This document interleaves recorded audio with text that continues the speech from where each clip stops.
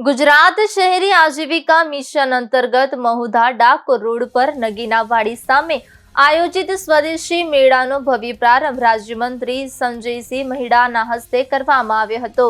આ પ્રસંગે તેમણે નગરજનોને સ્વદેશી ચીજવસ્તુઓની ખરીદી કરીને સ્થાનિક વેપારીઓને પ્રોત્સાહન આપવાની અપીલ કરી હતી। રાજ્યમંત્રીએ પોતાના સંબોધનમાં જણાવ્યું હતું કે સ્વદેશી મેળા આપણા સ્થાનિક હસ્તકલા અને નાના ઉદ્યોગકારોને પ્રોત્સાહન આપવા માટે ઉત્તમ માધ્યમ છે।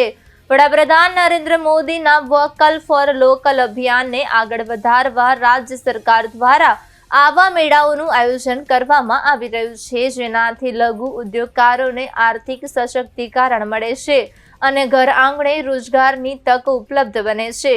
ઉદ્ઘાટન બાદ રાજ્યમંત્રીએ વિવિધ સ્ટોલોની મુલાકાત લઈને વેપારીઓ સાથે સંવાદ કર્યો અને સ્વદેશી ઉત્પાદનોની ખરીદી કરીને તેમને પ્રોત્સાહન પૂરું પાડ્યું હતું।